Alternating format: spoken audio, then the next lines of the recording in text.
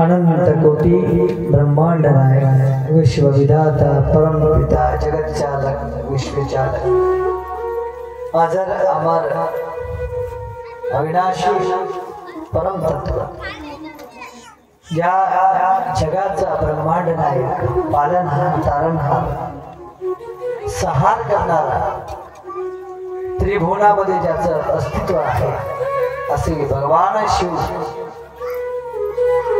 आणि त्यांचे सर्व कैलासावरती देवगण यांना प्रथम वंदन नमन।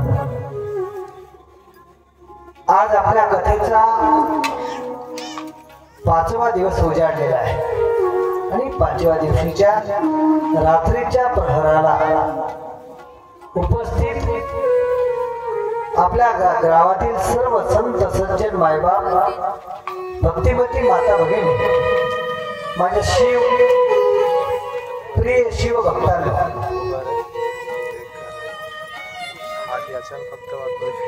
आपल्या गावातील ग्रामदैवत बजरंग बली सद्गुरु संत जगनाडे महाराज सद्गुरु संत अमररत्न तवाडे बाबा गुरु नरेंद्राचार्यजी बाबा जुमदेवजी महाराज कानाकोपऱ्यात असलेल्या सर्वांच्या इष्ट देवता कुलदेवता स्थान देवता ग्रामदेवता सकल साधू संत ऋषी मुनी जपी तपी महामानव महापुरुष तथागत भगवान गौतम बुद्ध महात्मा ज्योतिराव फुले 3 तारखेला त्यांची जयंती अशा क्रांतीज्योती सावित्रीबाई फुले या सर्व महाविभूतींना महापुरुषांना साष्टांग दंडवत सप्रेम जय हरी जय गुरुदेव।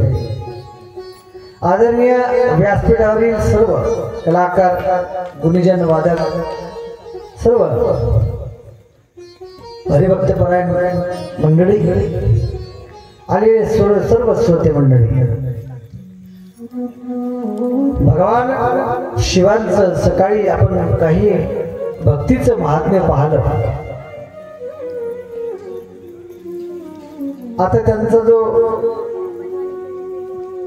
म्हणजे वाहन आहे भगवंताचं नंदीश्वर या भगवंताच्या वाहनाचा परिचय आपण घेणार आहोत।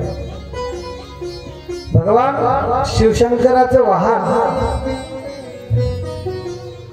हे कोण होतं?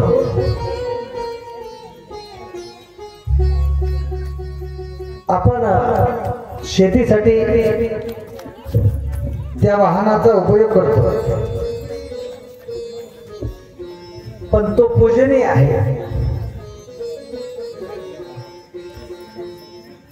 कर्णिका नगरातील एका ब्राह्मणाच्या घरी त्यांचा पुत्र संवाद हा सेवकासह ज्या ब्राह्मणाच्या घरी मुक्कामासह राहिला त्याच्या अंगणात एक सुंदर गाय बांधली होती आणि रात्रीच्या सभेत तो ब्राह्मण बाहेरून आला, गायीचे दूध काढले नाही हे पाहून खेद वाटला आणि त्या गायीला एक सुंदरस गोंडस वासरू होतं। तेवढ्या तिथून भगवान शिवशंकराची वारी चालली आणि भगवान शंकराला ते वासरू आवडलं कारण त्या गाईचं दूध वासरालाच द्यावं कारण गाईच्या दुधावर वासराचा अधिकार आहे। जोपर्यंत वासरू पोटभर अन्न खाऊन पुढे येत नाही तोपर्यंत आपण गाईचं दूध काढू नये असं त्या तेथील संवाद नावाच्या मुलाला त्याची आई सांगत होती आणि हे सांगत असताना गाईचं हृदय कळवळलं, ती वारंवार हंबरू लागली, तिच्या डोळ्यातून अश्रूच्या धारा वाहिल्या आणि आपल्या वासराकडे टकमक बघू लागली। त्या वासरू आईला विचारते, आई का रडतेस? का बरं रडतेस? तेव्हा आईने दुसऱ्या आईचं वर्णन केलं, म्हणजे सुवाद नावाच्या मुलाची आई ही खरोखर आई आहे कारण एक आई दुसऱ्या आईचा विचार करू शकते तिलाही लेकरू आहे, मलाही लेकरू आहे, पण लेकराची माया किंवा आईची माया लेकराला, लेकराची माया आईला, हे पाहून भगवान शिवशंकर धन्य झाले. आणि शिवशंकराने तो गोंडस बैल नंदी भगवान शिवशंकराला आवडला आणि म्हणून त्यांनी त्याची मागणी केली. आणि भगवान शंकरासोबतच त्याचं अस्तित्व वाढावं अशी आईकडे प्रार्थना केली. आणि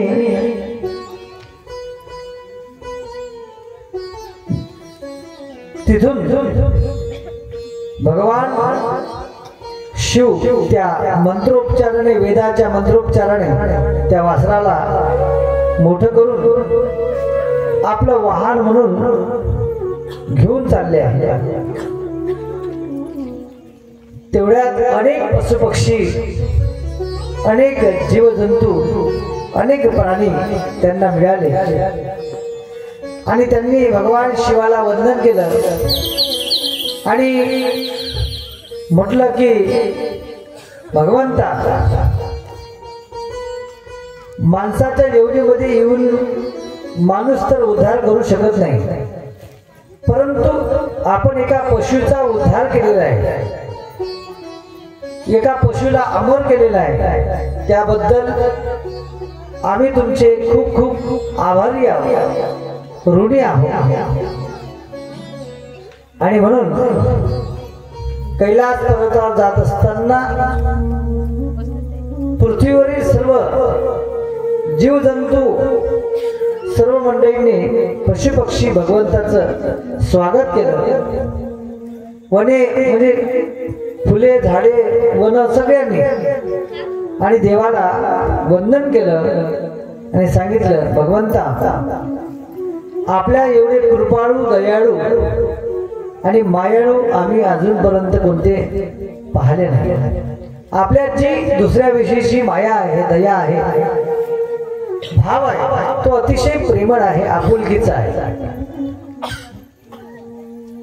या कलियुगामध्ये माणसालाच कोणी माणूस विचारायला तयार नाही, तर जनावराला काय विचारणार.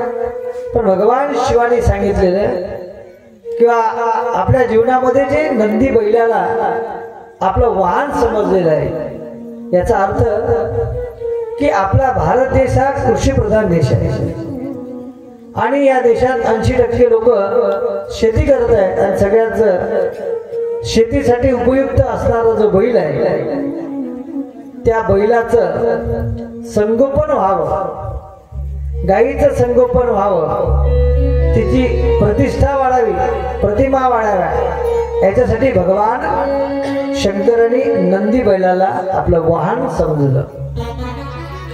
वास्तविक ते कोणतेही वाहन घेऊ शकले असते, त्याने वाघाचं कातड घालून राहणारे भगवान शिव कोणत्याही प्राण्याला वाहन मानू शकले असते, पण त्यांनी पृथ्वीवर असणाऱ्या सर्व मानवाचं कल्याण कशात आहे हे शोधलं आणि पृथ्वी मातेला सांगितलं की अन्नधान्याचा वर्षाव आपल्यातून निघावा. पर्जन्य आपल्यात पडल्यानंतर अंकुर फुटून या पृथ्वीला आपण सुख संपन्न बनून सुखी बनवण्यासाठी आपलं फार मदत होईल. त्याच्यासाठी माझा नंदी सुद्धा आपल्याला मदत करेल.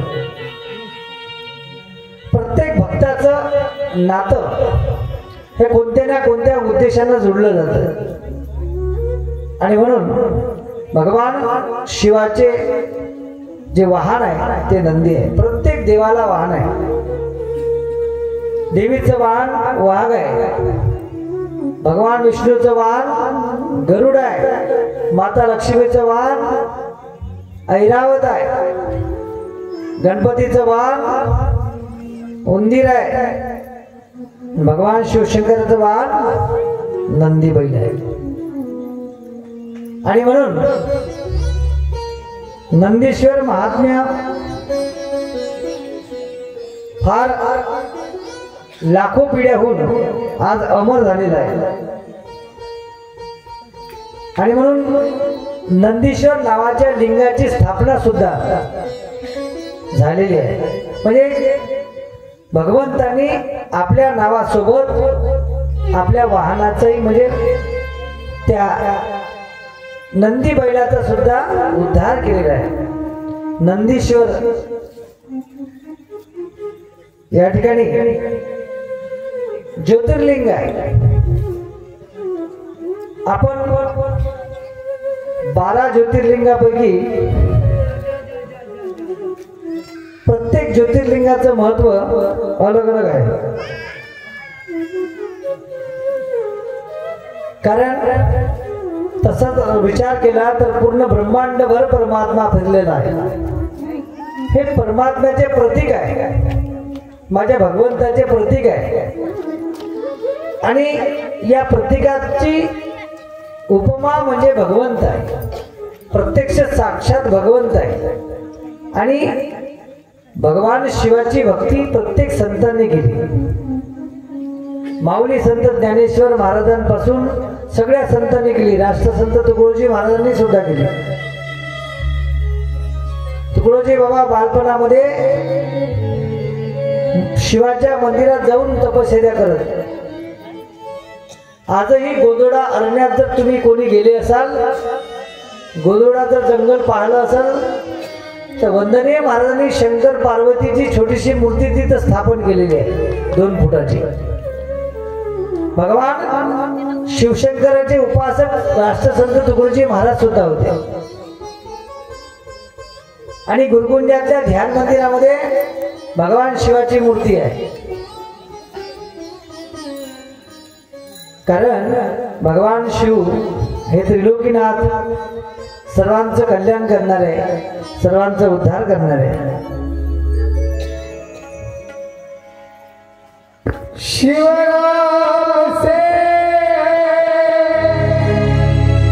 जगत में उजाला, हरि भक्तों के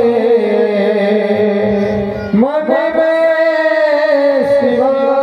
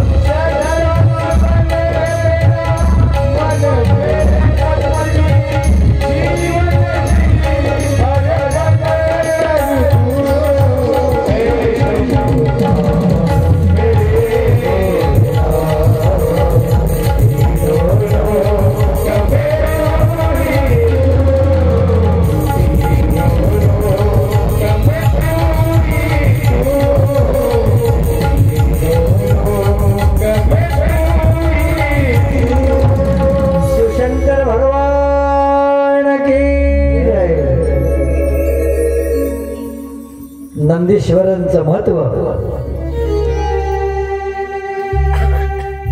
त्या नावाला ज्योतिर्लिंग करून त्यांचा उद्धार झालेला आहे. पशुपतीनाथ आदिलिंग, त्याचं महात्म्य काही आगळं वेगळं 11 खंडामध्ये, जो 5वा खंड याच्यामध्ये सांगितलेला आहे. ऋषी म्हणतात नारदांना की आम्हाला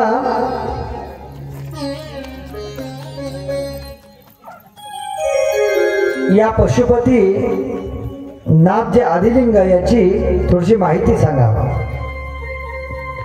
तेव्हा सूत सांगतात की श्रोते हो, उत्तरेला गोकर्ण नावाचे दुसरे एक महान क्षेत्र आहे.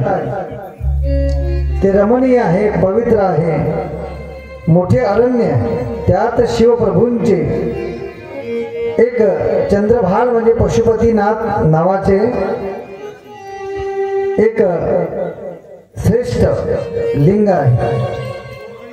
उपासकांना सर्व प्रकारच्या सिद्धी देणारं हे लिंग भगवान शिवशंकराचं प्रत्यक्ष रावणाने त्याची स्थापना केली. रावणाच्या हाताने पशुपतीनाथ लिंगाची स्थापना झाली आणि त्या लिंगाचं महत्व तसं वैद्यनाथ ज्योतिर्लिंग समान आहे. मनुष्य गोकर्णात स्नान करून चंद्रभाल लिंगाची पूजा करतो, त्याला शिवलोक प्राप्त होतो, हे शास्त्रामध्ये सांगितलेलं आहे. आणि एक तीर्थ आहे पशुपती नाव, त्या तीर्थामध्ये एक ऋषींनी भगवान शिवशंकराच्या त्या लिंगाला विधीपूर्वक प्राण प्रतिष्ठा करून त्या तीर्थावर स्नान अभिषेक करून आदराने पूजन करून त्या मूर्तीची स्थापना करून जो मनुष्य त्या पशुपतीनाथ जे व्रत आहे ते करतो, त्याचं जीवन सफल होते. त्याच्या जीवनामध्ये कुठली अडीअडचण किंवा कुठलीही समस्या येत नाही आणि पशुपतीनाथ त्या व्रतामध्ये त्याला जीवनातल्या सर्व सुखाचा, शांतीचा अनुभव येतो. असं पशुपतीनाथ व्रतांचा महिमा यामध्ये सांगितलेला आहे. आणि जो पापी जरी असेल तर त्या पाप्याचा उद्धार करणारं हे पशुपतीनाथ व्रत आहे, या लिंग आहे. आणि याचं उद्धार एक त्याबद्दल माहिती सांगतायत की नयनपाल नेपाळ देशात एक पशुपती नावाचे प्रसिद्ध शिवलिंग, त्याचा शिरोभाग स्वरूपासह स्थित असून भक्तांच्या मनोकामना पूर्ण करणारा केदारेश्वर लिंगाचा इतिहास सांगताना तसा जो आहे तसा आहे. म्हणून भक्ताने पशुपतीनाथ व्रत करत असताना श्रद्धेने भावनेने हे व्रत करावे, त्याचा प्रत्येकाला लाभ होतो. त्यानंतर सांगितलंय सोमनाथाची उत्पत्ती. ऋषी म्हणाले, सूतजी आता आम्हाला ज्योतिर्लिंगाचे महात्म्य आणि त्यांची उत्पत्ती सांगा. सूत म्हणतात ठीक आहे, या संदर्भात माझ्या सद्गुरूकडून जे मी शिकलो आहे तेच मी तुम्हाला सांगणार आहे. कारण प्रजापती दक्षाने आपल्या अश्विन आदी 27 कन्या चंद्राला दिल्या, त्यांच्यामुळे चंद्र अधिकच शोभून दिसू लागला. पण एवढ्या स्त्रियांमध्ये त्याचे रोहिणीवरच प्रेम होते चंद्राचे, त्यामुळे बाकीच्या स्त्रियांना मनात असूय निर्माण होत होत्या. त्या दुःखी होऊन आपल्या पित्याकडे गेल्या, बापाकडे वापस गेल्या आणि आपली व्यथा सांगितली. हे ऐकून राजा दक्षाला वाईट वाटलं. तो चंद्रापाशी गेला आणि त्याला समजावत म्हणाला, चंद्रा तू पवित्र कुळात जन्मला आहेस, मग आपल्या पत्नींना तू कमी का लेखतोस? आता जे झाले ते झाले, यापुढे सर्व जनींशी तू सारखा वाग. आपल्यावर विसंबून असणाऱ्या आपल्या पत्नींना सोडून जाऊन कुठे त्यांचा तिरस्कार करू नको, नाहीतर तुला नरकात जागा मिळणार नाही. अशा प्रकारचे आपल्या जावयाला सौम्य शब्दात समजून दक्ष राजा आपल्या स्थानी निघून गेला. पण चंद्राने त्यांचे बोलणे जराही मनावर घेतले नाही. तो रोहिणीवरच आसक्त होऊन प्रेम करू लागला. त्याच्याकडून इतर स्त्रियांची पूर्वीप्रमाणे अपेक्षा भंग झाली आणि तो त्या स्त्रियांचा जराही आदर करत नव्हता. आणि त्या स्त्रियांना खूप राग आला. चंद्र हसू लागला आणि त्या स्त्रियांनी त्याला शाप दिला. सर्वत्र हाकार मचला. सृष्टी कार्य कसे चालणार, सगळी चिंता करू लागले. आणि भगवान शिवाकडे चंद्र गेले आणि त्यांनी सांगितलं की फक्त तुला शापातून मुक्त होण्याचा एकच मार्ग आहे. फक्त 1 महिन्याचा दिवस, अमावस्येची रात्र ही तुला माझ्या पूजनाची रात्र म्हणून ओळखल्या जाईल, असं त्यामध्ये वर्णन आलेलं आहे. आणि आजही आपण पाहतो की अशा अनेक पोळा आहे. पोळ्याची अमावस्या असते तेव्हा शिवाचं व्रत असते, त्या शिवाची पूजा असते त्या अमावस्येला. अशा वर्षातनं बऱ्याच अमावस्या की त्या अमावस्येला शंकराचं व्रत केल्या जाते किंवा त्याचं नाम घेतलं जातं. आणि म्हणून सोमनाथाची म्हणजे सोम म्हणजे चंद्र. आणि मग त्या चंद्राने भगवान शिवशंकराच्या ज्योतिर्लिंगाची म्हणजे मनोभावे सेवा केली, पूजा केली आणि त्या चंद्राचा उद्धार झाला. म्हणून तेव्हापासून त्या ज्योतिर्लिंगाला सोमनाथ, सोम म्हणजे चंद्र, सोमनाथ असं नाव पडलेलं आहे. मल्लिकार्जुन उत्पत्ती म्हणजे असे 12 ज्योतिर्लिंग सांगितले आहे. त्या प्रत्येक ज्योतिर्लिंगाची उत्पत्ती आपण सरळ सरळ सांगत आहोत. या प्रत्येक ज्योतिर्लिंगाचं महत्व फार मोठं आहे, पण आपण थोडक्यामध्ये सांगतोय. ऋषी सांगतात. आता तुम्हाला मी मल्लिकार्जुन ज्योतिर्लिंगाची माहिती सांगतोय, उत्पत्ती सांगतोय. ते ज्योतिर्लिंग कसं निर्माण झालं. एकदा शिव पार्वती आपल्या दोन्ही पुत्रांना गणपती व कार्तिकान स्वामींना पृथ्वी प्रदक्षिणा करून देण्यास जेव्हा सांगतात तेव्हाची ही कथा आहे.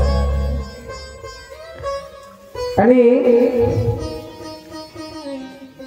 त्या गणपतीला विवाहाची हकीकत सांगतात. माता पित्यांनी तुझ्याशी पक्षपात केला असे म्हणून त्याच्या मनात कलुषित भाव निर्माण करतात. कार्तिकेयच्या तेव्हा शिव पार्वतीला आपली पृथ्वी प्रदक्षिणा पूर्ण झाल्याचे जेव्हा सांगतात तेव्हा त्यांना नमस्कार केला जातो. तेव्हा तिथं मल्लिकार्जुन ज्योतिर्लिंगाची उत्पत्ती म्हणजे त्या ठिकाणी निर्मिती होते. म्हणजे सांगण्याचं तात्पर्य जे ज्योतिर्लिंग आहे ते भगवंताचे ठिकाण आहे. म्हणजे त्या ठिकाणी भगवंत अस्तित्व म्हणून राहिले आणि तिथे त्यांची स्थापना करण्यात आली. आणि मग तिथून ते ठिकाण प्रसिद्ध झाले.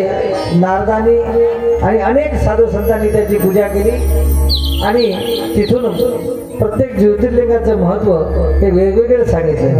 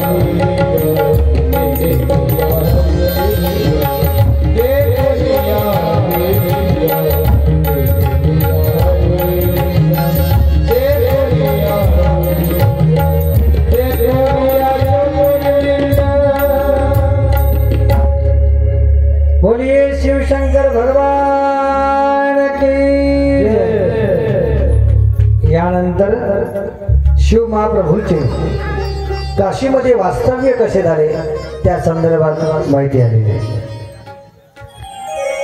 सूत सांगतात, ऋषी हो, आता मी तुम्हाला महापातकांचा नाश करणाऱ्या विश्वेश्वर म्हणजे ज्योतिर्लिंगाचे महात्म्य सांगतो ते काशीत आहे।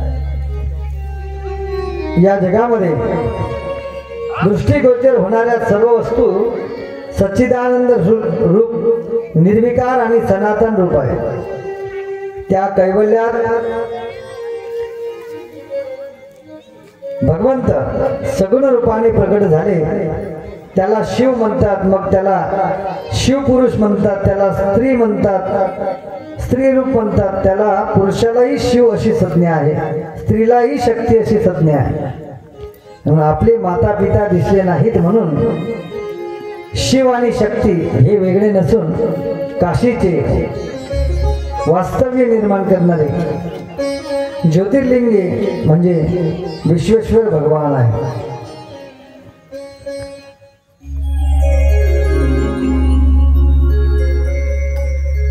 या शून्याकार भरलेल्या पाण्यामुळे निर्गुण शिवजींनी उत्पन्न केलेली नगरी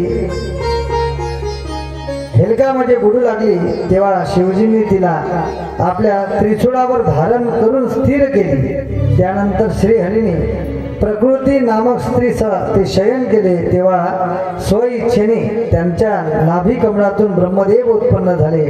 त्यांनी शिवजीच्या आज्ञेने 50 कोटी योजने विस्तीर्ण ब्रह्मांडात 14 भुवनाची रचना केली, अद्भुत सृष्टी निर्माण केली आणि पूर्वी शिवजींनी 5 कोस विस्ताराची स्वनिर्मिती आद्यनगरी ब्रह्मांडापासून निराळीच ठेवली। नंतर ब्रह्मांडातील सर्व प्राणी कर्माने बांधले गेले आहेत। संसारिक मोहमायेत गुरफटलेले जीव त्या परमात्म्याला कसे प्राप्त होणार असा विचार करून या विश्वेश्वर भगवंताच्या लिंगाची स्थापना करण्यात आली आणि त्या ठिकाणी ही नगरी त्रिशूळावर असून मर्त्य लोकात म्हणजे मृत्यू लोकात स्थापन करण्यात आली। लोकांचे कल्याण करणारी, त्यांना ज्ञान देणारी, कर्मफल नाहीसे करणारी, त्यांना मोक्ष प्रदान करून देणारी काशी ही नगरी, काशी ही विश्वेश्वर भगवंताची अस्तित्व यात्रा। बोलिए काशी विश्वेश्वर भगवान की जय। आणि अजर अविनाशी अर्थात ब्रह्माजीचा प्रत्यक्ष त्या ठिकाणी अस्तित्व निर्माण झालेले भगवान शिव, ब्रह्माजी, विष्णुदेव आणि नारदजी मिळून सुताना घेऊन त्या शिवलिंगाची त्या ठिकाणी पूजन करत आहेत आणि अतिशय त्या भगवंताला शरण येऊन प्रार्थना करत आहेत आणि मंत्रोपचार चालू आहे। हर हर महादेव सम्मा काशी विश्वनाथ गंगा, हर हर महादेव सम्मा काशी विश्वनाथ, हर हर महादेव सम्मा काशी विश्वनाथ, हर हर महादेव काशी विश्वनाथ गंगा, काशी विश्वनाथ गंगा, काशी विश्वनाथ गंगा, काशी विश्वनाथ गंगा, हर हर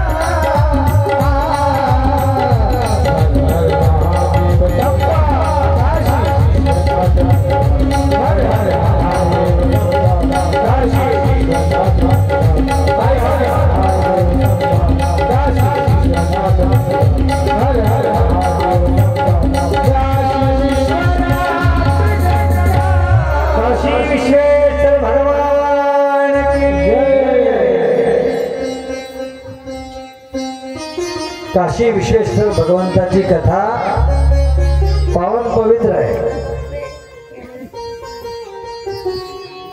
काशीसाठी यावर्षी कुंभमेळा आहे। भगवंत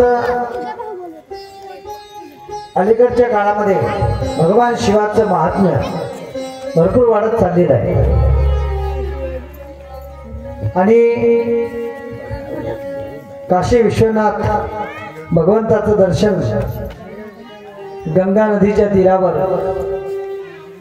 आपण भगवंताचं दर्शन घेतोय। पावन पवित्र, कारण गंगा भगवंताच्या शिरावर आहे आणि काशी विश्वेश्वर भगवंत गंगा नदीच्या तीरावर आहे। नातं हे भगवंताने माता गंगेला सोडलं नाही। जेव्हा आपल्या पृथ्वीवरती पाणी पिण्यासाठी पशु पक्षी जीव जंतू पूर्ण तडफडत होते, माणसाला सुद्धा पाणी प्यायला मिळत नव्हतं, तेव्हा राजा भगीरथाने गंगेची आराधना केली आणि गंगा प्रसन्न झाली आणि गंगेचा तो प्रभाव पृथ्वीला सहन होत नव्हता, म्हणून पृथ्वीने राजा भगीरथाला प्रार्थना केली की राजा, तू हा गंगेचा प्रभाव मी सहन करू शकत नाही, म्हणून परत तू भगवान शिवशंकराची आराधना कर। भगवान शिवशंकराची आराधना केल्यामुळे काय होईल की ते गंगेचं सामर्थ्य भगवान शिवशंकर सहन करेल आणि पाहिजे ती गंगा आपल्याला देईल पृथ्वीवरती। भगवान शिवशंकरामध्ये जे सामर्थ्य होतं ते कोणातच नव्हतं। समुद्र मंथनाच्या वेळेस भगवान शंकराने जे विष प्राशन केलं ते जगातलं कोणतंच दैवत विष प्राशन करू शकत नव्हतं। शंकराकडे भगवंताकडे प्रार्थना करत सगळे देवी देवता आले, कारण भगवान शंकराचं सामर्थ्य काही आगळं वेगळं आहे। म्हणून काशी विश्वेश्वराचं जे अस्तित्व आहे ते फार मोठं आहे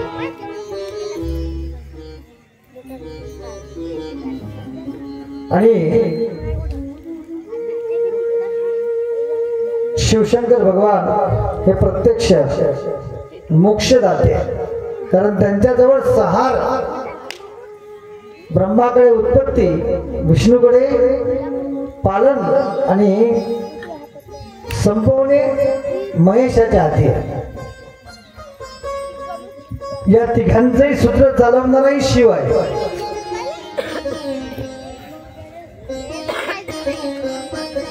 आणि म्हणून पण शिवजी हे साधे भोळे आहे, त्यांचा स्वभाव साधा भोळा आहे, ते सहज कोणालाही वर देऊन टाकतात, विचार करत नाही।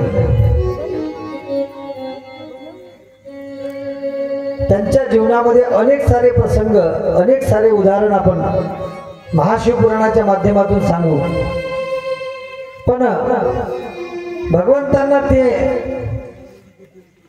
म्हणजे असं सहजपणे साध्या भावनेने देऊन टाकतात, पण त्यांचा प्रभाव मात्र, त्याचा विपर्यास करणारे बरेच असुर मिळतात। त्यातला भस्मासूर नावाचा राक्षस, त्याची कथा आपण ऐकणार आहोत। आज भस्मासूरची झाकी सोबत मोहिनी अवतार, सोबत भगवान शिव, तीनही झाकी आपल्यात येणार आहे।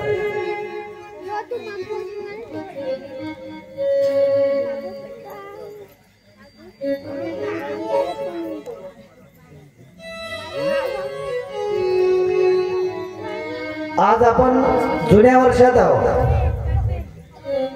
आणि 12 नंतर कोणतं वर्ष लागणार आहे? कोणतं?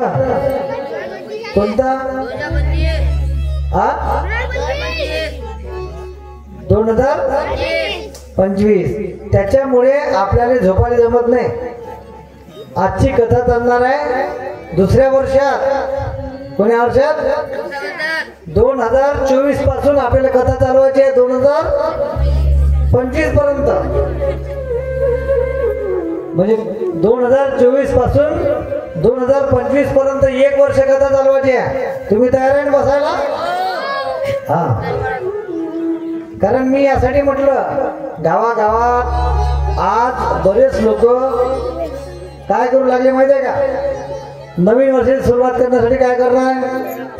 दारू पिणार, कोंबडी खाणार, मस्त रस्त्यावर लिहून ठेवणार नाही का? नवीन वर्षाची सुरुवात नाही, रात्री 12च्या नंतर कुत्र्या भुकल्यासारखे भुकणार। त्याच्यापेक्षा आपण नमः शिवाय म्हणून हॅपी न्यू इयर म्हणजे नवीन वर्षाची सुरुवात करू, शुभेच्छा देऊ। जर आपण वाईट गोष्टी खाऊन पिऊन सुरुवात केली तर वर्षही वाईट जाईल की नाही? पाहणं कसे लोक नवीन वर्षाची सुरुवात करतात है का नाही? कसे करतात? हे गेला दसरा आली दिवाळी हसू नाचूया हो। गेला दसरा आली दिवाळी नाचू गाऊया हो।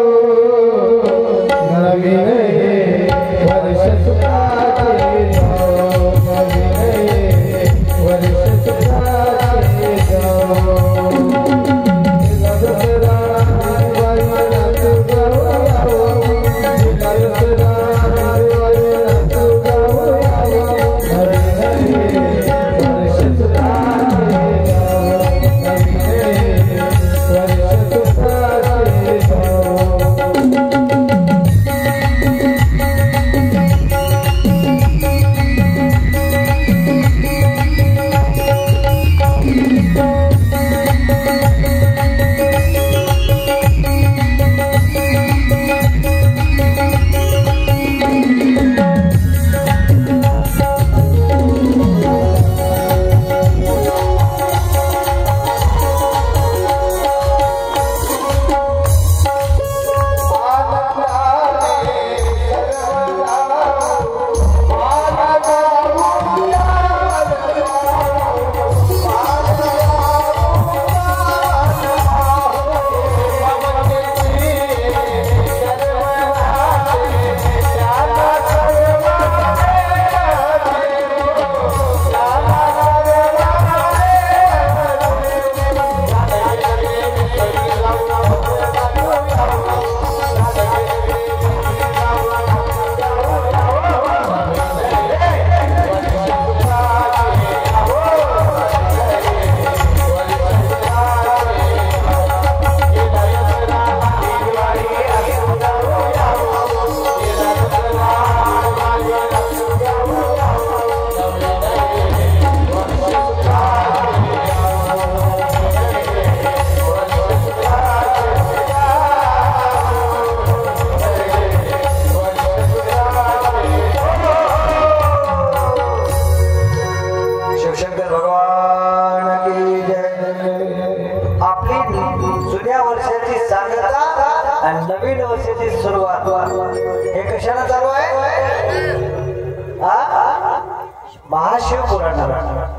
मग आपल्या गावात किती सुंदर वातावरण राहील।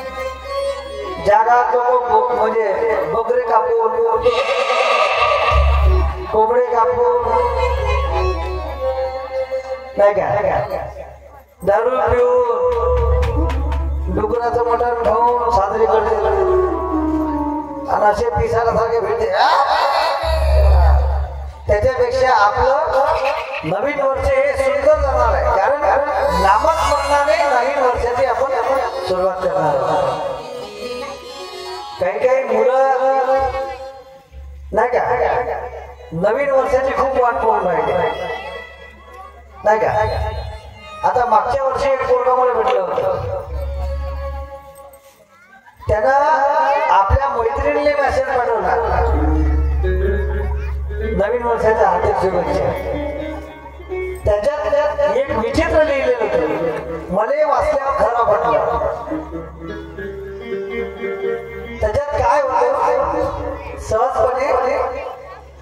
Happy new year oh my dear. कसंच्या कसं आय लव्ह यू सांगतो त्या पोराले आम्ही इकडे बोलावलं. म्हणलं गड्या तू नवीन वर्षी सुरुवात अवश्य करते का? आम्ही नवीन वर्षात सुरुवात करतो ते पाहायसाठी. रात्री 12 वाजता भजनाचा कार्यक्रम करावा. 12 वाजेपर्यंत सज्जन लोकांनी एकत्र यावं.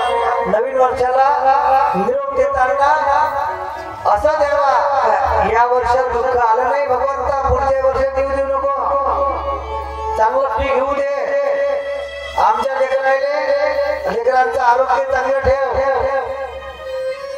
नाही का. मुलाबाळाला नोकरी लागू दे, मुलींना चांगला जावई भेटू दे, नवीन वर्ष आमच्यासाठी सुखाचं जाऊ दे, असे चांगली मागणी आपण करणार आहोत नाही का. पण आपल्या मनाचा भाव शुद्ध पाहिजे.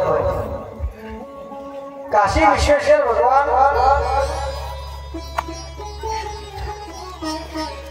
हे कलियुगामध्ये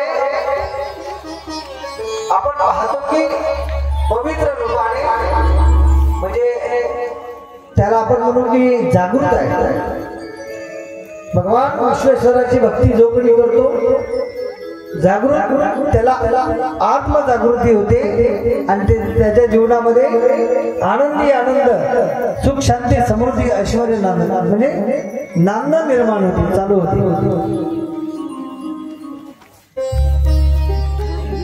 पण नवीन वर्षाची सुरुवात करण्यासाठी पूर्ण गाव पाहिजे होतं. आज येथे गावातले अर्धी लोक नाही, माणसं 25%, बाया जगात जसं पाणी आहे का नाही, एक 27% किती टक्के पाणी आहे कोण आहे सायन्स वाले, 71% पाणी आणि 29% जमीन. तसे 71% महिला आहे, 29% माणसं आले. जसे काही इकडे पृथ्वी आहे आणि इकडे जल आहे.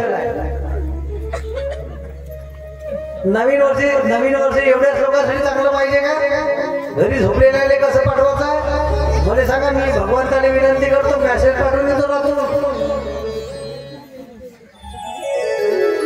ज्यांच्या कानावर आवाज जाईल त्यांचं सुद्धा पुढचं वर्ष चांगलं जाणार आहे. कोणत्याही नवीन वर्षाची सुरुवात आपण चांगली केली पाहिजे. चांगली उद्या म्हणजे चांगलं पुरणपोळी असं तसं करून खाजा, नाही तर कोंबडे बकरे कापा, चांगलं बनवायचं. नवीन वर्षाची सुरुवात ही शुभाने, म्हणजे शुभ कामाने, शुभ नावाने झाली पाहिजे. भगवान विश्वेश्वराचं नाव घेऊन प्रत्येक कामाची सुरुवात केली. भगवंताने खूप लोकांना वर दिले. प्रत्यक्ष रावण सुद्धा भगवान शिवशंकराचा कट्टर भक्त होता. रावण जेव्हा माता पार्वतीचं लग्न झालं तर कैलासावर तिचं काही मन रमत नव्हतं. तेव्हा तिने भगवंताकडे सुंदर घराची मागणी केली. स्वाभाविक आहे, कोणत्याही स्त्रीचं म्हणजे आपलं घर जर असं पडकस असलं तर ती नवऱ्याला म्हणते चांगलं घर बांधा. कैलासावर तिचं काही मन रमत नव्हतं माता पार्वतीचं. मग तिने शंकरला विनंती केली, म्हणजे असं घर बांधा जेणेकरून आपल्या गावात नसलं पाहिजे. असं म्हणतो ना आपण आपल्या नवऱ्याला. अ बालीजी बाबा झोपले गाव आहे ना, जागे आहे.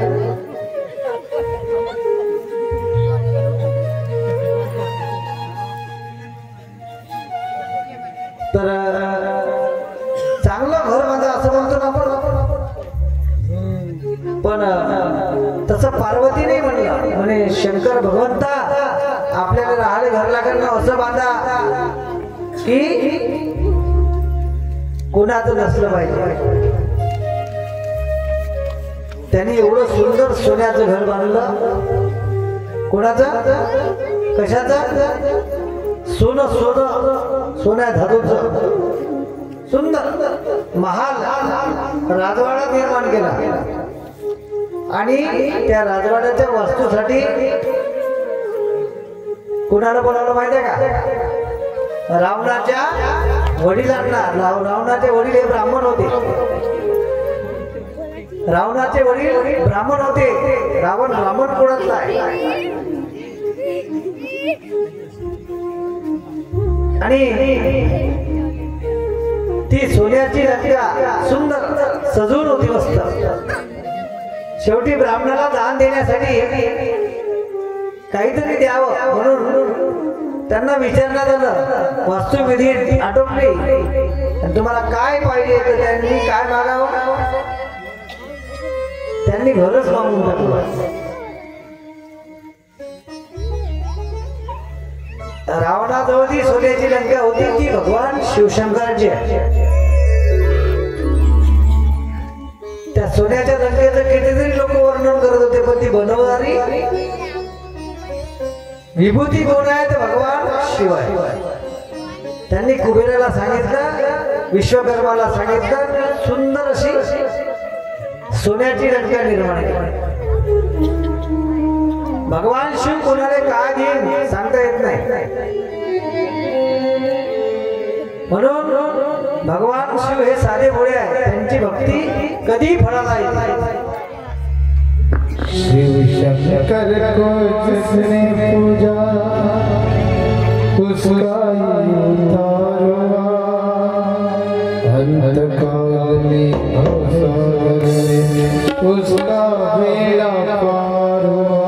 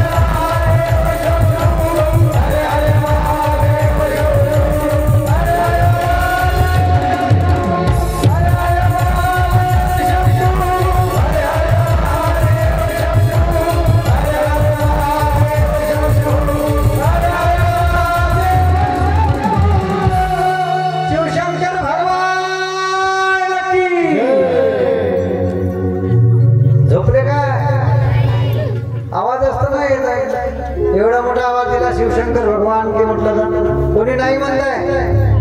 शिवशंकर भगवान की हा आता जोरात आवाज देता. आता तुम्ही झोपले की आम्ही झोपतो इकडे स्टेजवर.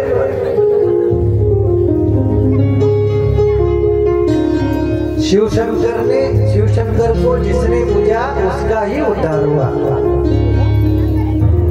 म्हणून काशी विश्वेश्वर भगवंताचं महात्मा फार श्रेष्ठ आहे. सोबतच रामेश्वर ज्योतिर्लिंगाचं महात्म्य सांगताना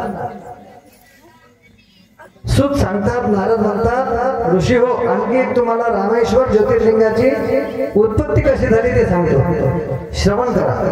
प्रिय सज्जनांनो, रक्षण करणाऱ्या श्री हरिनी त्रेतातव्य केलं. सुग्रीव सोबत हनुमंत, महावीर, लक्ष्मण यांच्या समेत सीतेच्या शोधात सविस्तर चर्चा केली. सुग्रीला घेऊन आधिपत्यातील सर्व वानरांना तिच्या शोधासाठी चारही दिशांना पाठवले.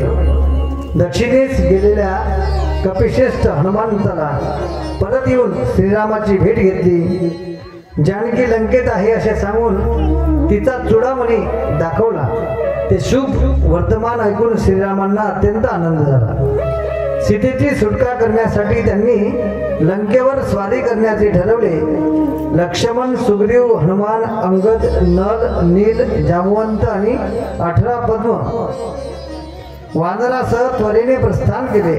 ते दक्षिणेकडील खाऱ्या समुद्राच्या तीरावर गेले. त्याचा विस्तार पाहून ते स्वतःशीच विचार करू लागले. दुष्ट रावणाने सीतेला कुठल्या तरी कोठे नेऊन ठेवले आहे. ती मला कशी भेटेल? तिच्यासाठी मी इथपर्यंत आलो. हे जरी खरे असले तरी वानरांची सेना हा अगाध सागर कशी तरून जाईल?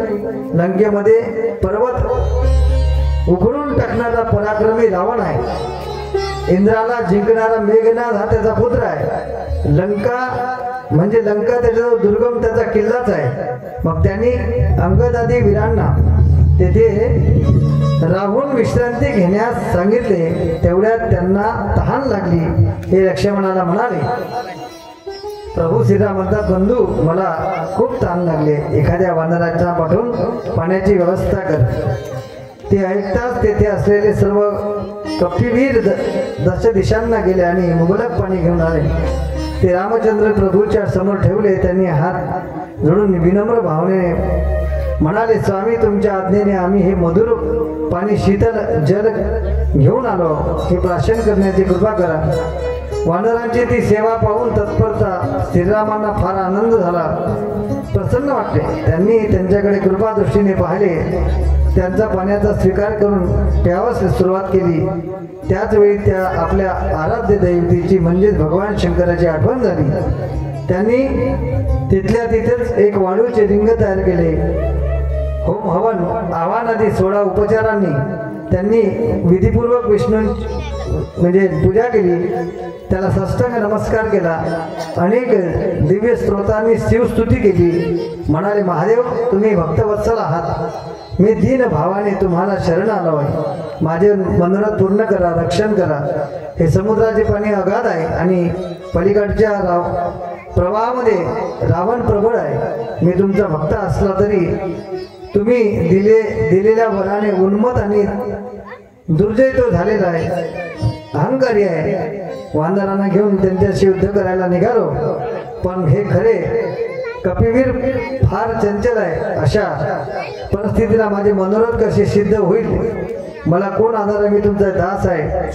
सर्वथानी तुमच्याच आश्रयासाठी मी आलो. मला मदत करा. तुमच्या सहाय्याशिवाय, तुमच्या कृपेशिवाय माझे हे कार्य स्थितीत जाणार नाही.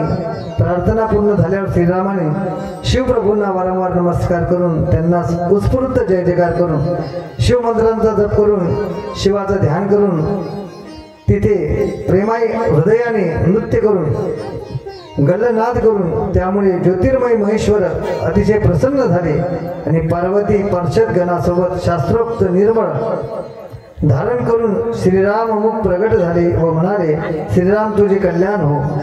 तुम्ही माझ्याकडून वर मागून घ्या. त्या समय शिवप्रभूंनी ते सगुण साकार रूप धारण केले असलेले ते खरोखरच धन्य आहे. पवित्र झाले. भगवान श्रीरामांनी त्याचे पूजन केले. तेव्हापासून त्याला रामेश्वर ज्योतिर्लिंग असं नाव पडलेलं आहे. असे 12 ज्योतिर्लिंगाचं महत्व या ग्रंथामध्ये आलेलं आहे. जो कोणी साधं बेल, ती कोणतं ज्योतिर्लिंग आहे आपल्याला माहित नाही, पण साधं बेलाचं पान आणि शमीपत्र आणि भगवंताला पांढरे तांदूळ अर्पण केले तर नक्कीच आपल्या घरात कुठलाही कलह म्हणजे कुठलाही क्लेश दुःख राहणार नाही आणि आनंदाने घरामध्ये स्वर्ग निर्माण होईल. भगवंताची स्तुती, स्तोत्र किंवा नामस्मरण केल्याने असा शिवजींचा भरपूर सारा महिमा महाशिवपुराण कथेमध्ये आलेला आहे. भगवंताच्या नामाचा जय जयकार करून आपण पुढील कथेला, भस्मासुराच्या कथेला सुरुवात करणार आहोत. सर्वांनी एकदा हातवर करा.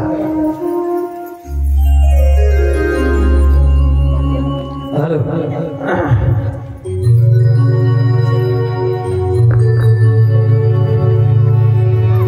के प्रेम के रंग में के शिव जी के रंग में ऐसी डूबी हो गया एक प्रेम की माला जपते जपते जपते जपते जपते प्रेम की माला जपते हो गया मैं शिवनाथ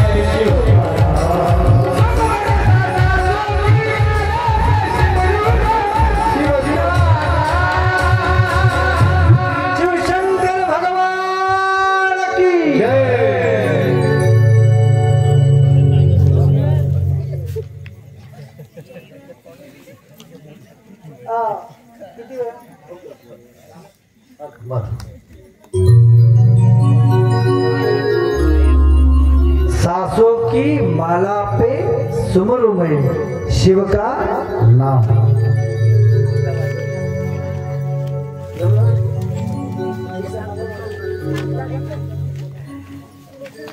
आणि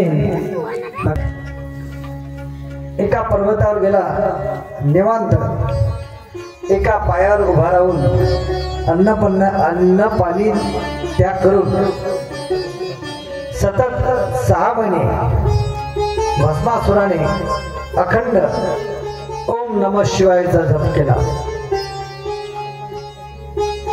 सतत जप करत राहिला। भगवान शिव हे प्रत्यक्ष भोळे आहेत।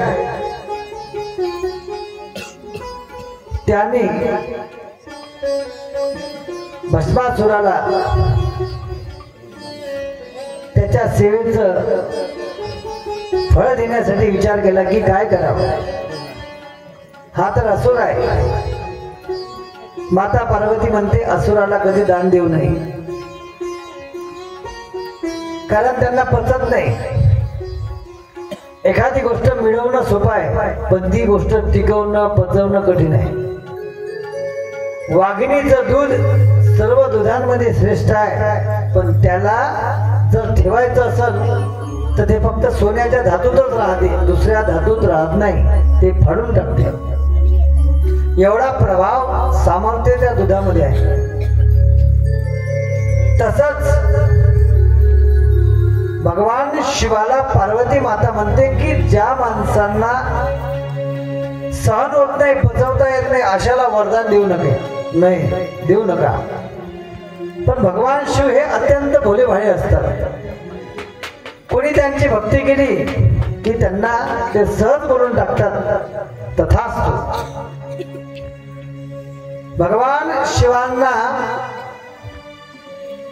प्राप्त करण्यासाठी भस्मासुराने अखंड तप म्हणजे अन्न पाणी त्याग करून हिमालयासारख्या मोठ्या अरण्यात जाऊन तिथे भयंकर पशुपक्षी आहे, प्राणी आहे, त्यांना न भीता गेला घाबरतात। एका पायावर भगवंताच्या नामाचा जप चालू केला। ओम नमः शिवाय,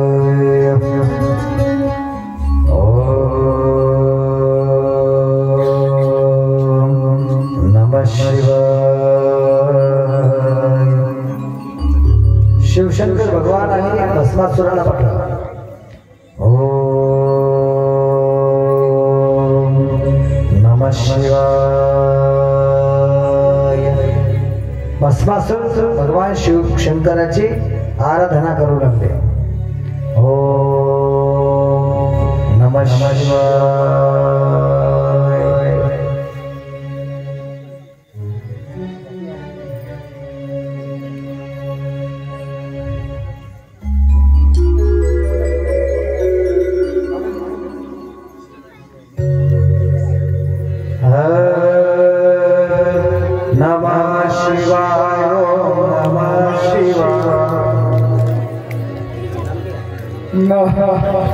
हर हर बोले नमः शिवाय, नमः शिवाय, नमः शिवाय।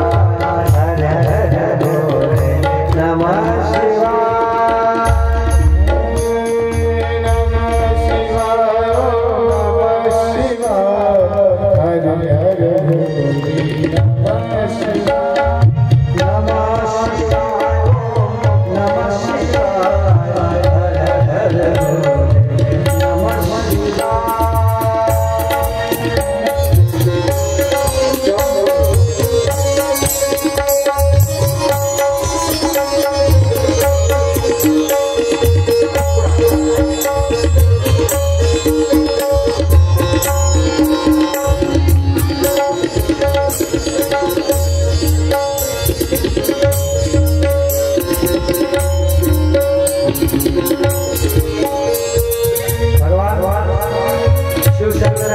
आराधना एका पायावर अन्न पाण्याचा त्याग करून भस्मासुर करत सतत 6 महिने झाले। ओम नमः शिवाय, ओम नमः शिवाय, ओम नमः शिवाय, ओम नमः शिवाय, ओम नमः शिवाय, ओम नमः शिवाय, ओम नमः शिवाय, ओम नमः शिवाय, ओम नमः शिवाय, ओम नमः शिवाय, ओम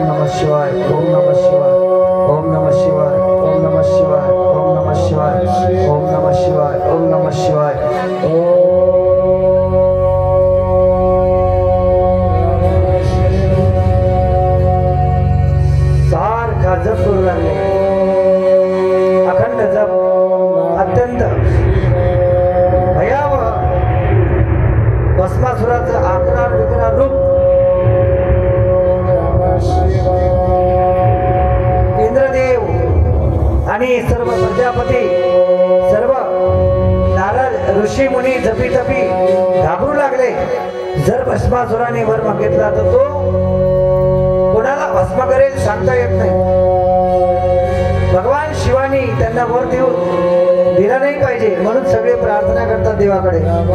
माता पार्वती सांगते भगवंता त्यांना वर देऊ नका. पण शिवशंकर भगवान भोले असतात. श्री शिवाय नमस्तुभ्यं श्री शिवाय नमस्तुभ्यं श्री शिवाय नमस्तुभ्यं श्री शिवाय नमस्तुभ्यं श्री शिवाय नमस्तुभ्यं श्री शिवाय नमस्तुभ्यं श्री शिवाय नमस्तुभ्यं. ओम. अशा प्रकारे तो एका पायावरती अन्नपणाचा त्याग करून प्रत्यक्ष भस्मासूर तपश्चर्या करत आहे. सगळे घाबरले.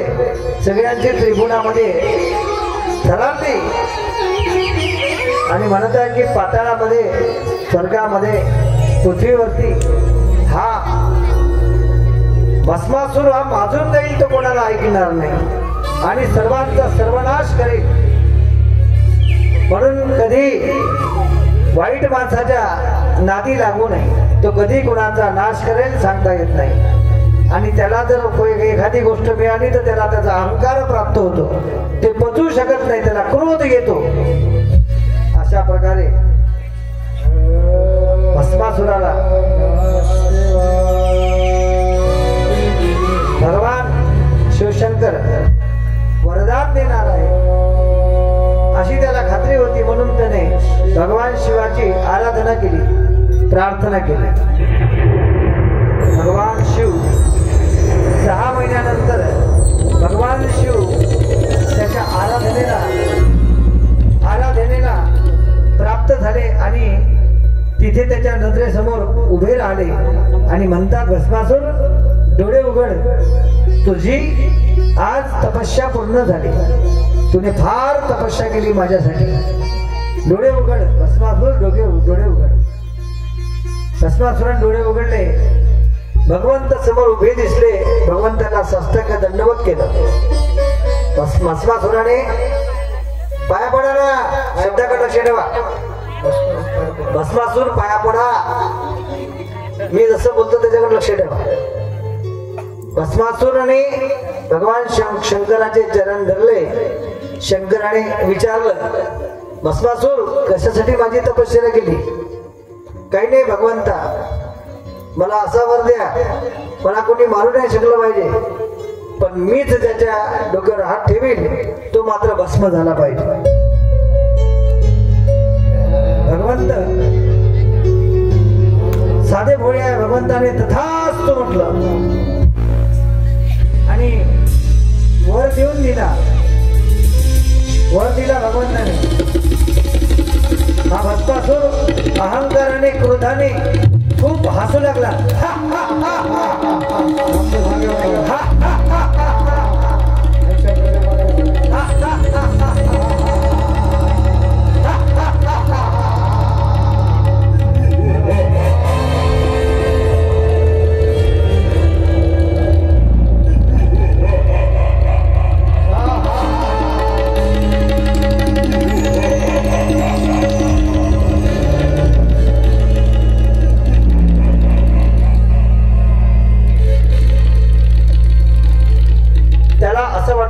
त्रिभुवनामध्ये आपल्याला आता कोणी मारू शकत नाही. आपण राजे आहोत. आपल्या हाती सर्वस्व आहे. तो अहंकाराने तपू लागला भस्मासूर.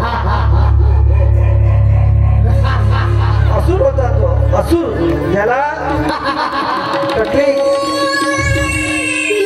अक्कल नाही असा पिंड बिन अकलीचा भस्मासूर होता. शिवशंकर भगवान तिथून निघून गेले. भगवंत शंकर 5 मिनिटं थांबा तिकडे साईडला, 5 मिनिटं मागे मागे वा. आणि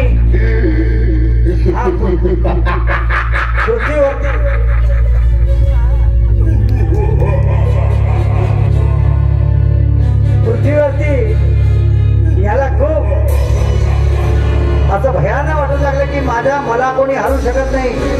मीच आता सर्वाचा बाबा आहो, मला कोणी मारू शकत नाही. कारण मला वरदानच मिळालं, मी त्याच्या डोक्यावर हात ठेवी तो भस्म होईल.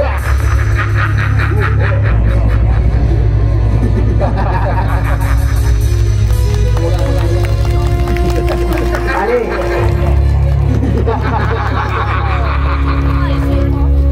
सर्वांनी टाळ्या तर वाजवा. एवढं सुंदर पाठ आपल्या गावातले लेकर करू लागले. लेकरासाठी पाठ टाळ्या वाजवा. अतिशय सुंदर भस्मासूर. आणि त्या ठिकाणी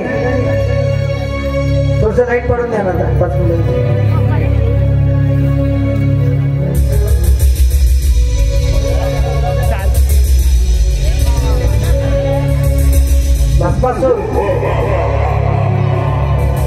भस्मासूर अहंकाराने तापू लागला, क्रोधाने तापू लागला. त्याला असं वाटू लागलं की माझं आता अस्तित्व एवढं वाढणार, आता मला घाबरण्याची गरज नाही.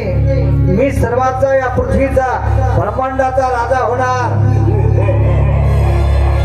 आणि त्याने कैलास पर्वतावर जाण्यासाठी त्याने निघालेल्या कशासाठी की त्याला पार्वती ही शंकराची पत्नी सुंदर दिसली. तर ज्याने वर्दीला त्याच्या पत्नीच्याच मागे लागला तो भस्मासूर.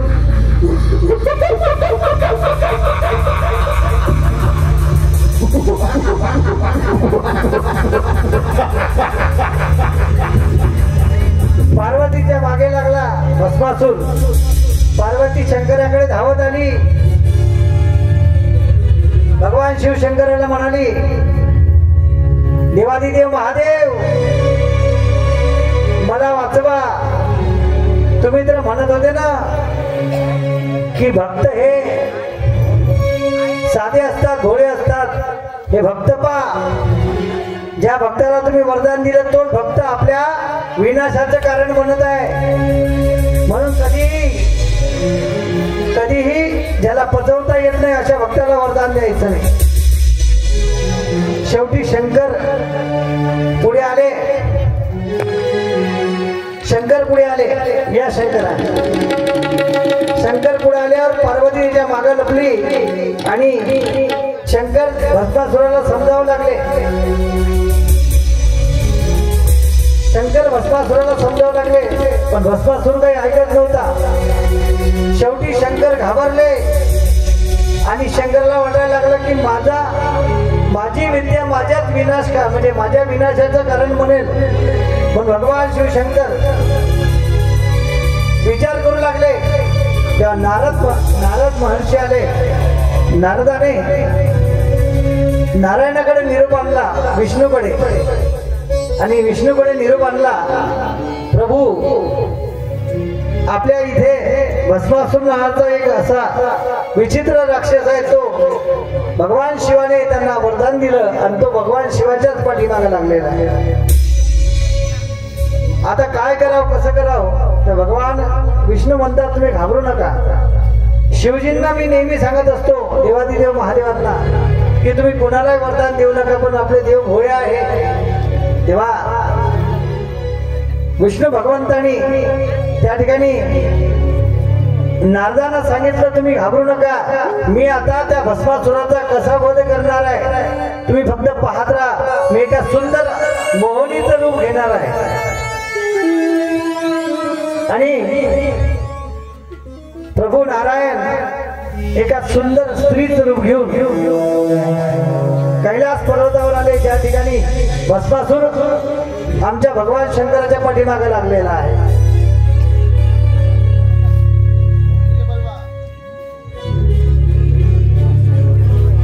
शंकरपरा आणि भस्मासूर त्याच्या पाठीमागे धावत राहत चला. भस्मासूर तिथेच खेळा ना. शंकराच्या पाठीमागे असा भस्मासूर लागलेला आहे. शंकराच्या पाठीमागे भस्मासूर लागलाय. धावा धावा धावा धावा ना एकमेकाच्या मागं. शंकराच्या पाठीमागे भस्मासूर लागलाय. शंकरजी घाबरू लागले. काय करावं कसं करावं याच्या तावडीतून कसं सुटावं. म्हणून भस्मासूर हा विषयी प्रवृत्तीचा होता. त्याला कोणतीही बाई दिसली की तो तिच्या मोहात पडत होता. असा भस्मासुराचा स्वभाव होता. आणि म्हणून तो पार्वतीच्या मागे लागला.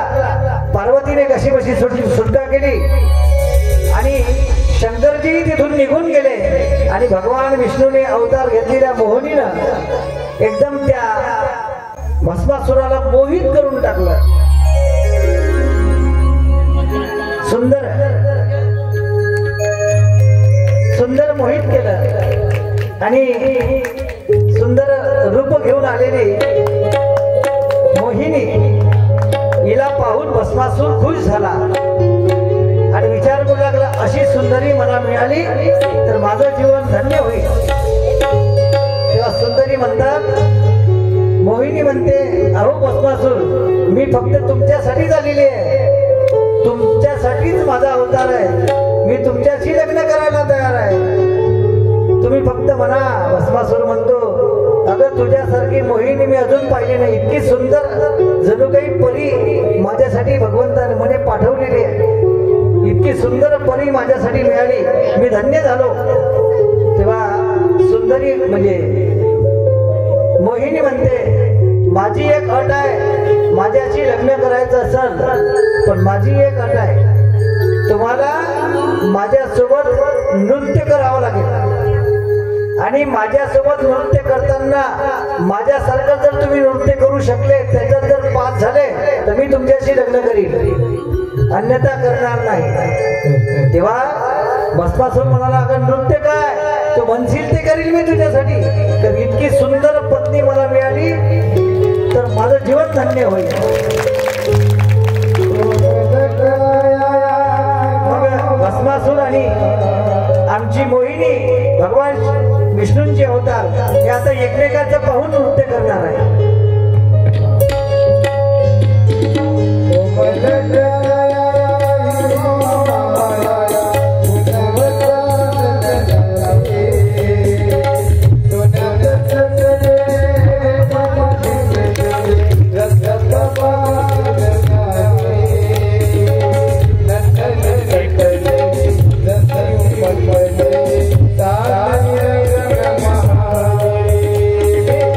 Yo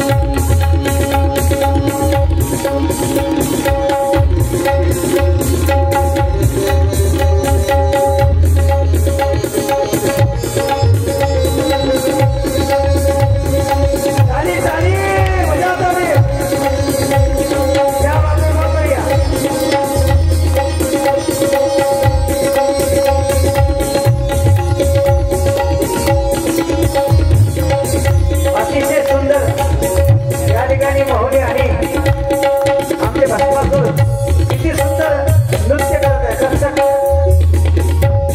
एकदम सुंदर नृत्य क्या बात आहे भस्मासूर मोहिनीच्या मोहामध्ये पडून मोहिनी झालं नाही कसा करू लागला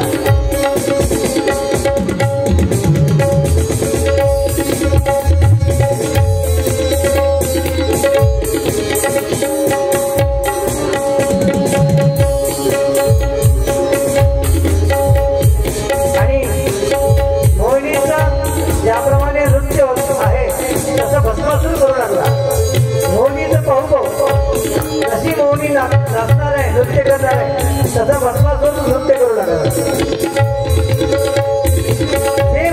सारखं नृत्य जशी मोहिनी नाचणार तसा भस्मासूर नाचत आहे अतिशय सुंदर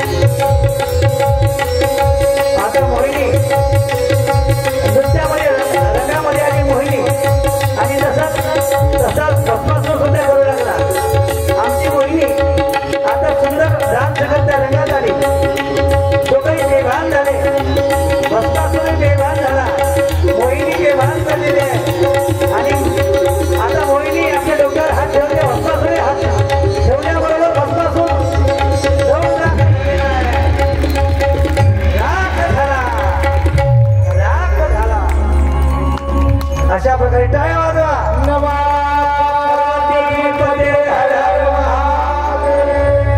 अशा प्रकारे भगवान विष्णूंनी स्वतः एका सुंदरीचं रूप घेऊन मोहिनीचं रूप घेऊन इकडे येऊन जा माता माता इकडे येऊन जा बसा स्टेजवर इकडे बसा स्टेजवर अतिशय सुंदर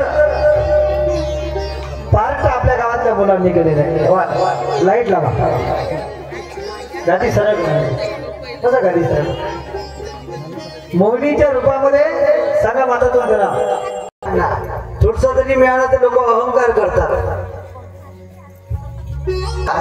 त्या ठिकाणी आणि अतिशय या ठिकाणी भस्मासूर ज्यांनी या ठिकाणी अख्खी सजावट केली आहे शहरी भगवान गणेशवाला ज्यांना करणे गणपतजी किरगुंजे यांच्याकडून 100 रुपयाचं बक्षीस मिळालं धन्यवाद वा वा वा टाळ्या वाजवा तर सुंदर या ठिकाणी अपेक्षेच्या पलीकडे आपण या ठिकाणी सुंदर झाकी नवनवीन झाकी उद्याची भगवान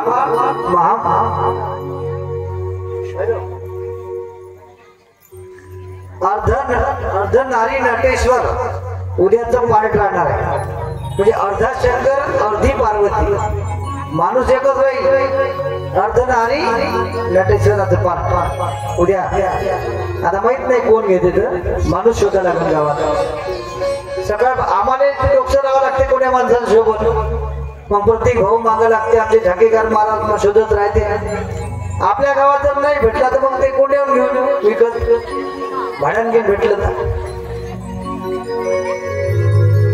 अतिशय सर्वांच्या उपस्थितीमध्ये हा सुंदर सोहळा पार पडला 11:15 वाजले आता आपण नवीन वर्षाची सुरुवात चांगल्या प्रकारे करणार आहोत चांगल्या प्रकारे म्हणजे थोडी थोडी दारू आणली असेल तर सगळे देऊन घ्या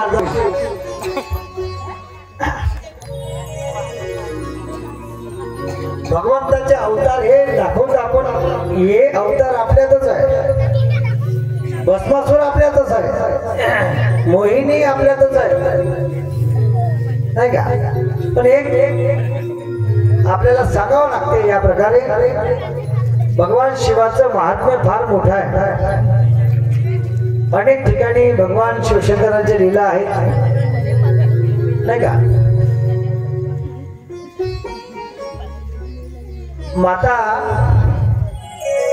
पार्वतीनं शिवशंकर भगवान हे प्रत्यक्ष रामाचे अंतरंगातून ध्यान करत होते प्रभू रामाचे पार्वतीने विचारलं, म्हणे हो तुम्ही ज्या रामाचं ध्यान करताय तो राम तर तुमच्यापेक्षा कितीतरी लहान आहे आणि तुम्ही त्याचं ध्यान करताय, तुमच्यापेक्षा तो कसं काय वरिष्ठ आहे? तेव्हा माता पार्वती तिला भगवंत सांगतात, अगं त्याचं सत्व तुला पाहायचं असेल तर तू त्याला पाहू शकते, त्याची परीक्षा घेऊ शकते.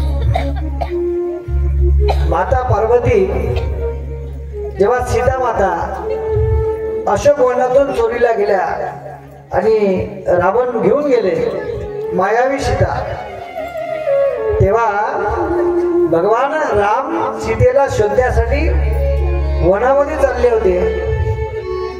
सीते सीते सीते सीते करत, तेव्हा मात्र माता पार्वतीने सीतेचं रूप घेतलं आणि प्रभू श्रीरामाच्या समोर समोर चालू लागले. तेव्हा भगवान शिव मात्र आश्चर्याने कैलासावरून पाहत होते. नारद मुनी सर्व भक्तगण पाहत होते की माता पार्वती आता सीतेचं रूप घेऊन पुढे चाललेले आहे. प्रभू श्रीराम त्यांच्या मागोमाग चालले आणि माता पार्वती बोलून म्हणजे रामाला बोलवत होती, पण प्रभू श्रीरामाने लांबून आवाज दिला, माता थांबा जरा, आम्हाला तुमचं दर्शन घ्यायचं आहे. असं जेव्हा प्रभू श्रीरामाने म्हटलं तर अक्षरशः पार्वतीचा जो अंतकरणातला भाव होता तो थांबला आणि तिने स्वतः आपलं स्वतः स्वरूप प्रगट केलं पार्वतीचा. आणि पार्वतीने विचारलं, राम तू कसं काय ओळखलं मला? मी तर सीतेचं रूप घेऊन होती. तेव्हा रामानं सांगितलं, म्हणे आई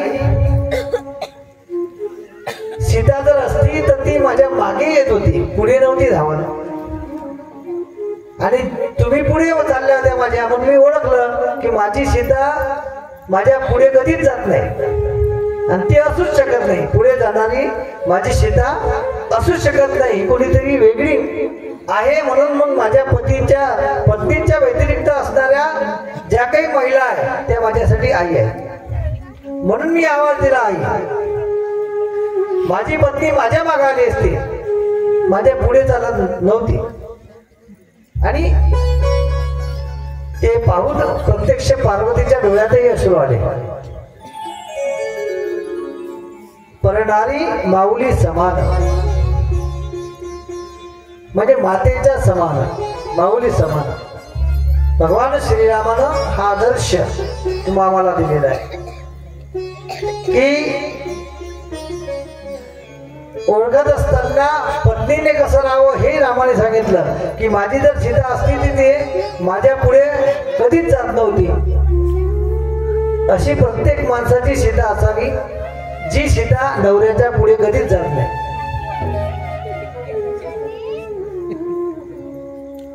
संसार सुखाचा करायचा असेल तर नवऱ्याच्या सोबत चालण्याचा प्रयत्न करा, पण पुढे जाण्याचा प्रयत्न करू नका.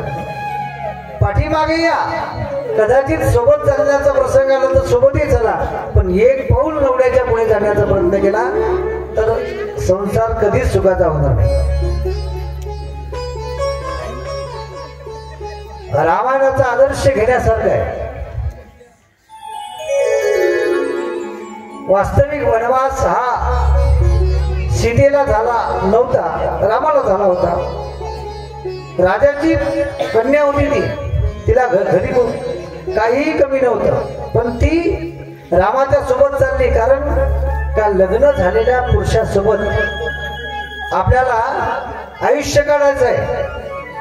मग तो कसाही राहो, त्याला खाला मिळो न मिळो त्याची साथ आपण सोडायची नाही. म्हणून सीतेने आपल्या नवऱ्याची साथ सोडायची नाही, म्हणून सोबत सोबत चालली. हा पतिव्रता नियम आहे. आपल्या नवऱ्याची कशीही परिस्थिती असो, पण बायकोनं नवऱ्याची साथ सोडू नये. ती खरी पतिव्रता स्त्री आहे. आणि म्हणून माता म्हणजे रामाने माता हा शब्द का काढला? माता थांबा, कारण माझी सीता माझ्या पुढे कधीच जाणार नव्हती. म्हणून मी तुम्हाला ओळखलं की कोणीतरी वेगळ्या स्त्री आहे म्हणजे माझ्या माता आहे. शेवटी पार्वतीने रामाला वरदान दिलं की तुझा आदर्श जन्मोजन्मी राहो, आणि आजही रामाचा आदर्श जन्मोजन्मी आहे. म्हणून आजही भगवान शिव रामाचं ध्यान करताना म्हणतात, काय म्हणतात? भजन करी महादेव, श्रीराम जय राम, भजन करी महादेव, असं म्हणतात की प्रत्यक्ष रामही शंकराचं नाव घेतात आणि शंकरही रामाचं नाव घेतात. अशा प्रकारे आजचं जे भगवान शिवाचं चरित्र आपण आता स्टॉप करणार आहोत. उद्याच्या सत्रामध्ये भरपूर आणखी शिल्लक आहे. माझी अशी इच्छा आहे, आपण जर 2 टाइम गावकरी मंडळी जर आम्हाला 2 टाइम चांगलं जेवायला घालायला तयार असेल तर महिनाभर आम्ही इथंच राहतो. कारण हे ग्रंथ आहे मोठा, आणि तुमच्या गावातल्या लोकांना यावर्षी सांगितलं शिवपुराण हा ग्रंथ मोठा आहे. आपण याचा पाव भागही नाही घेतला तरी 5 दिवस निघून गेले. आता उरले 2 दिवस, शेवटच्या दिवशी ते कालाच आहे. म्हणून माझी इच्छा आहे, सप्त्याचे जेवढे होईल तेवढेच पैसे देजा. पुढचे दिवस फक्त आमचे 2 टाइम जेवण, एवढी व्यवस्था असेल तर महाशिवपुराण पूर्ण करून टाकू. फार मोठा ग्रंथ आहे, आपण ते म्हणजे त्याचं वर्णनही करू शकत नाही. जे मोजके पॉइंट आहे ते आपण घेण्याचा प्रयत्न करणार.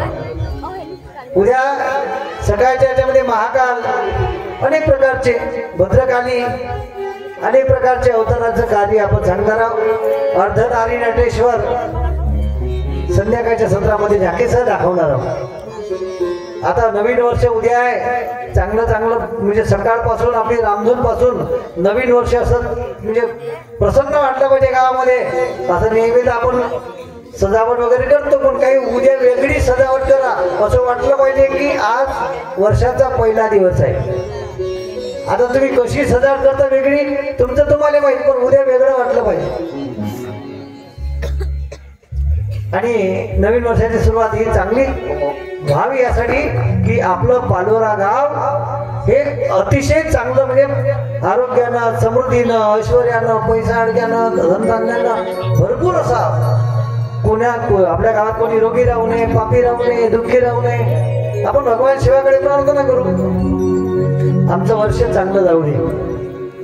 आणि एक शपथ घेऊ, शपथ सर्वांनी हात वर करा. असे शपथ कशी असते? मोहिनी करा हात वर. हा, भगवान बोले बाबा. हा, छान. आणि मी म्हणतो ते म्हणायचं सर्वांनी. हा, नवीन जुन्या 2024च्या परतीच्या सर्वांना हार्दिक शुभेच्छा. गेलेलं वर्ष आनंदात गेलं, नवीन येणारं 2025 हे सर्वांच्या सुखासाठी, आनंदासाठी, भरभराटीसाठी आणि समृद्धीसाठी सुखात जावं या संदर्भात आपण शपथ घेत आहोत. हे भोले बाबा सर्वांनी म्हणत आहे. याच्यातून एक जरी सुटला तर त्याला लाभ भेटणार नाही योजनेचा. हे भोले बाबा आम्हाला ध्यास लागू दे सुंदर जीवनाचा, उन्नत शुद्ध सात्विक जीवनाचा, पवित्र मंगल निर्मळ जीवनाचा. जेवणाचा म्हणताय का? हा, साध्या सरळ प्रेमळ जीवनाचा, निर्लोभी निरअहंकारी सेवामय जीवनाचा, उद्योगी स्वावलंबी प्रामाणिक जीवनाचा निरोगी व्यसनमुक्त कोणालाही त्रास न होणाऱ्या जीवनाचा धार्मिक सामाजिक राष्ट्रीय वृत्तीची जोपासना करणाऱ्या जीवनाचा व्यवस्थित नीटनेटक्या कृतज्ञ व्यक्त करणाऱ्या जीवनाचा संस्कार संपन्न सद्गुण संपन्न चारित्र्य संपन्न संत अवतारी संत विचारी जीवनाचा नम्र संयमी आदर्श जीवनाचा सद्गुणी जीवनाचा निर्दोष जीवनाचा माझ्या भोलेबाबाला आवडणाऱ्या जीवनाचा ओम शांती शांती शांती। नवीन वर्ष सुखाचे जाओ हॅपी न्यू इयर। बारावते बरोबर उभे व्हा नवीन वर्षात जायचं आहे जुनं वर्ष म्हणून ना आता गेलं या समोर मुलं वगैरे हे पोरं या रे समोर पंकिणा